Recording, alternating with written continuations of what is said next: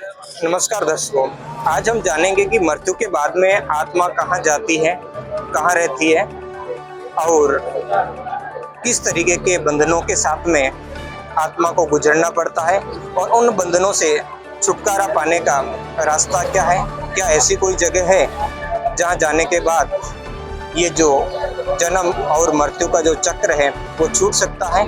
तो हमारे साथ में जुड़ चुके हैं संत रामपाल जी महाराज के शिष्य, उनसे हम जानेंगे आत्मा मृत्यु के बाद में कहाँ जाती है, कहाँ विचरण करती है। नमस्कार सर जी।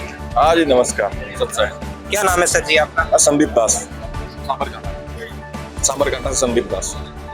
तो सर जी, मृत्यु के बाद में आत्मा आखिर कहाँ जाती है?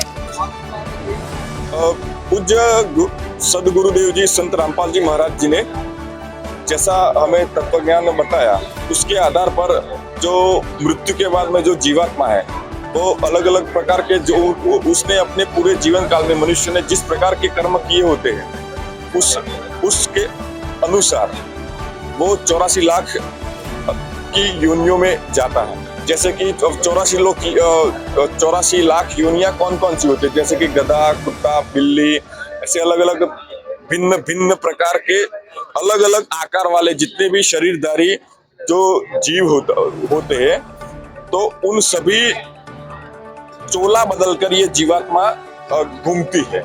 ऐसे जो ये भिन्न भिन्न प्रकार की जो योनियां है वो 84 लाख है और उन सब में ये जीवात्मा जाती है मृत्यु के पश्चात। तो इससे बचने का भी कोई रास्ता है? जो 84 लाख का जो बंधन है, उस बंधन से क्या जीवात्मा मुक्त हो सकती है? जी हाँ, मुक्त हो सकते हैं। उसका जो समाधान है वो संत रामपाल जी महाराज जी ने भक्ति के माध्यम से बताया है कि कैसे हम 84 लाख योनियों के चक्कर से छूट सकते हैं। तो उसके लिए भक्ति करनी पड़ेगी और भक्ति ही एकमात्र ऐसा रास्ता है कि 84 लाख योनियों के चक्कर से मुक्त हो सकते हैं। उसको एक शब्द में अगर परिभाषित करना हो तो उसको मोक्ष कहते हैं, एक शब्द में। तो मोक्ष प्राप्ति के लिए भक्ति करनी पड़ेगी। अब आप पूछेंगे भक्ति कैसे करेंगे, तो भक्ति करने के लिए गीता का हम प्रमाण देखें तो भगवत गीता के 8वें अध्याय के 13वें श्लोक में ओम नाम का मंत्र का जिक्र आता है। उसका समर्थन करते हुए जो हमारे पवित्र वेद है यजुर्वेद, उसके 8वें अध्याय 40वें अध्याय के 15वें श्लोक में भी यही ओम नाम का मंत्र का जिक्र है। और इसके अलावा भी और ढेर सारे प्रमाण है कि ओम नाम का जाप का स्मरण करना है और भी कई सारे प्रोसेस है। जैसे कि हम भक्ति करने की जो विधि देखें तो भगवत गीता के 17वें अध्याय के 23वें श्लोक अनुसार 3 चरण की भक्ति संत रामपाल जी महाराज जी बताते हैं कि पहले चरण में 5 देवताओं की भक्ति करनी होती है, ब्रह्मा जी, विष्णु जी, शंकर जी, गणपति जी और दुर्गा देवी जी। ऐसे करके उनकी प्रथम चरण में भक्ति करनी होती है। उसके बाद में फिर दूसरा चरण आता है, फिर तीसरा चरण का, ऐसे ऐसे करके 3 चरण में भक्ति करनी होती है और भक्ति करके ही इस 84 लाख योनियों के चक्कर से मुक्त हो सकते हैं।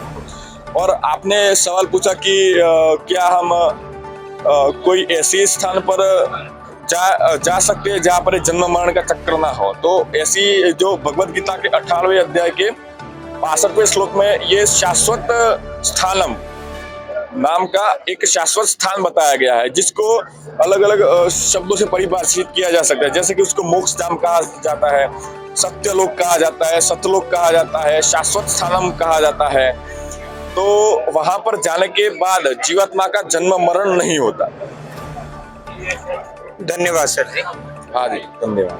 दर्शकों, आपने संत रामपाल जी महाराज के शिष्यों से जाना कि जीवात्मा मृत्यु के बाद में कहाँ जाती है और किस तरीके से कर्मों का फल भोगती है।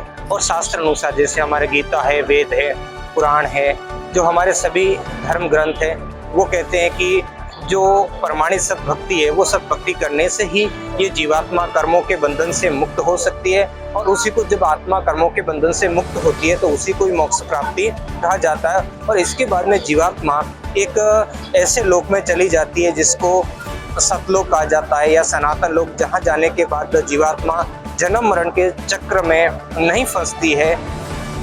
तो ऐसे ही वीडियो के साथ बने रहिए हमारे साथ।